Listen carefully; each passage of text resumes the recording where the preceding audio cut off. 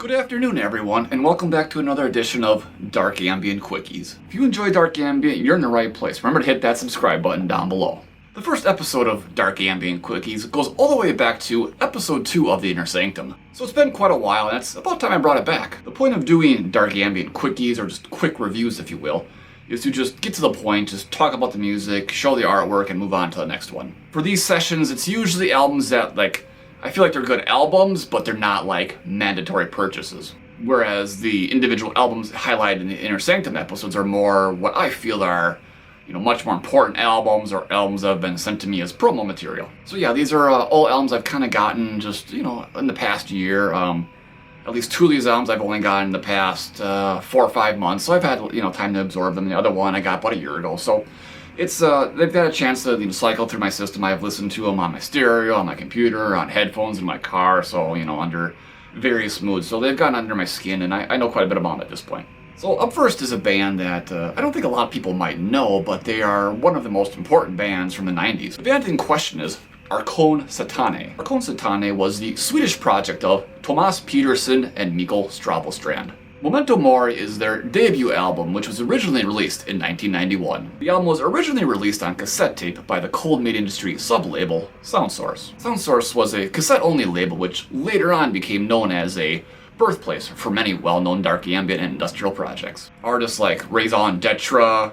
Mental Destruction, Brighter Death Now, and of course Archon Satani all had their debuts on SoundSource. So what I have here is the 1997 reissue on a German label which, curiously enough, was called Memento Mori as well. Archon Satani was a deeply ritualistic, industrial, noise, and dark ambient project. Unlike today's much more watered down and user-friendly dark ambient scene, Archon Satani represented a much more aggressive and dark and foreboding and just really menacing and oftentimes harsh side to dark ambient music. So an interesting thing to note before I kind of dive into this record more is that it was actually recorded live, so everything you hear here, I guess, was probably created in an improvised nature. On Memento Mori, one can anticipate industrial vibes, harsh noise, screamed or spoken vocals, occasional percussion, and just really, really dark atmosphere to this stuff. This is a record that not by any means could be considered casual or a meditative record. This is just dark, crazy, aggressive stuff. Now I can't say for sure, but I think records like this would also have a huge influence on the death industrial scene, which at the time was just kind of getting going and of course would kind of develop later on. Now while this is a pretty cool album, it has some weak points, and that being the production because, it was recorded live, and as I said, I'm pretty sure it was all improvised as they went along. So this might not be a good starting point for Archon Satani, but it's definitely an album you can pick up pretty cheaply. I got this album off of Discogs like 4 months ago, and I think I only paid like $8 or $9 for it. This isn't by any means the crown jewel in the Archon Satani discography, but if you just want something a little more aggressive and noisy and industrial, or you just have, spots on your shelf you want to fill, then my god, this is a good album to get and definitely worth checking out. Alright, so a quick look at the cover artwork. There is the cover of Memento Mori, and the back cover with the track listing. I guess a hawk or eagle sigil, or maybe it was a raven. I don't know. It appears again here in the tray card.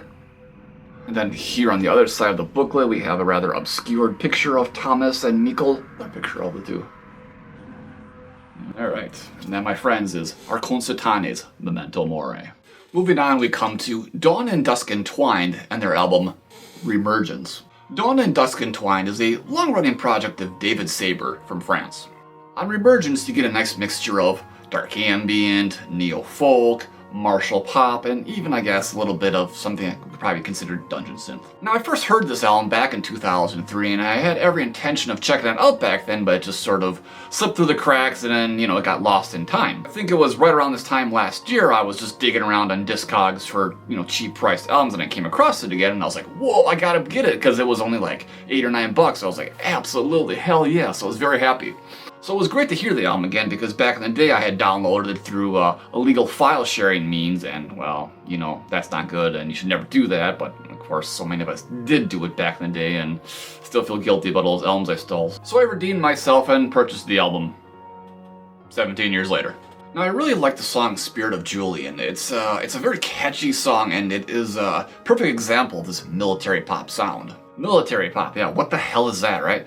So basically it has sort of this martial drum beats and sort of sternly spoken or half-sung vocals over it. It's something that's, I guess, very, very European in origin, and something that always sort of has ties to, like, European history, and I think some bands in this genre oftentimes have very, very far-right political beliefs too, but as far as I know, David does not, he's not into any of that kind of stuff.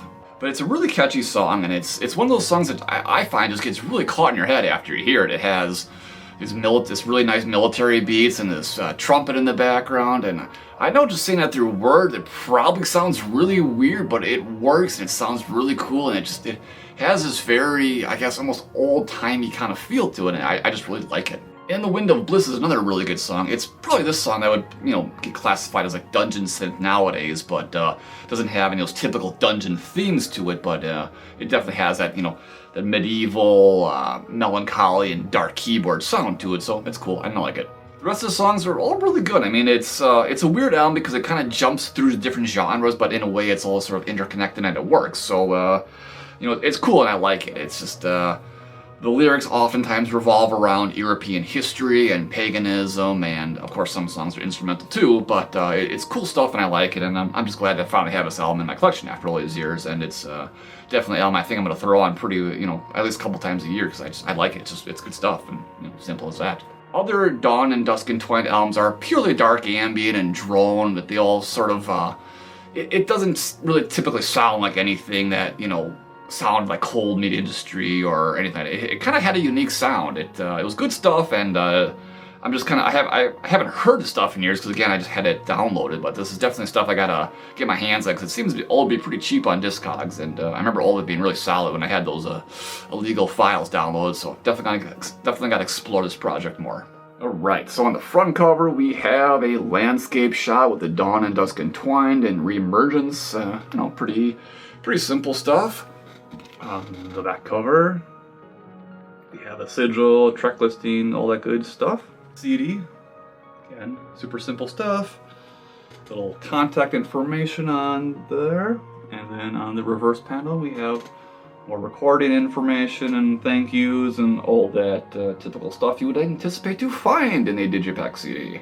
Alright guys, thank you so much for checking out these Dark Ambient Quickies. If you enjoyed what you saw, remember to like, share, comment, and subscribe! Subscribe to this channel if you like Dark Ambient music. Till next time, my name is Joe. I'll see you in the next episode of the Inner Sanctum.